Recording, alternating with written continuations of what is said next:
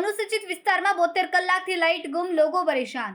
સાણંદ તાલુકાના માણકોલ ગામના અનુસૂચિત વિસ્તારમાં છેલ્લા 3 દિવસથી લાઇટ બંધ રહેતા ગ્રામજનોમાં ભારે પરેશાન છે।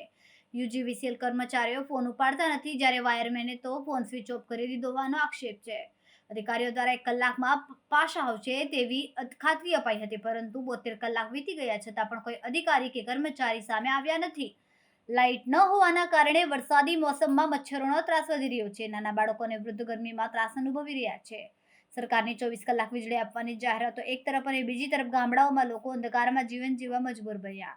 ગ્રામજનોની માંગ છે કે સરકાર અને યુજીવીસીએલ તંત્ર તાત્કાલિક આ સમસ્યા ઉકેલે અને હાલત સ્થળ પર જઈને નિરીક્ષણ કરે।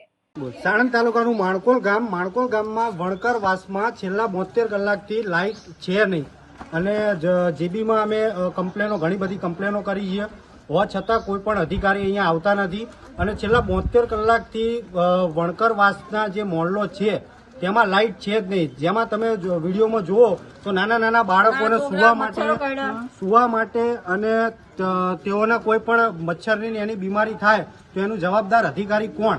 આજ દિન સુધી જે અમિત શાહનું દત્તક ગામ માણકોલ આદર્શ ગામ કહેવામાં આવે છે, એમાં જ જો આવી પરિસ્થિતિ હોય તો દેશના બીજા જે ગામો છે એમાં શું પરિસ્થિતિ હશે એ તમે જોઈ શકો છો। છેલ્લા 72 કલાકથી એક પણ અધિકારી કે યુજીવીસીએલના એક પણ કર્મચારી માણકોલ ગામમાં વણકરવાસનું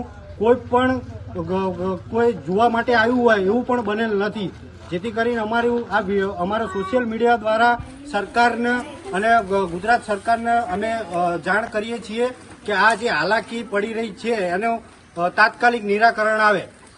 કેમેરામેન અફઝલ ખાન પઠાણ સાથે રિપોર્ટર બહેલોલ મલેક, સાણંદ।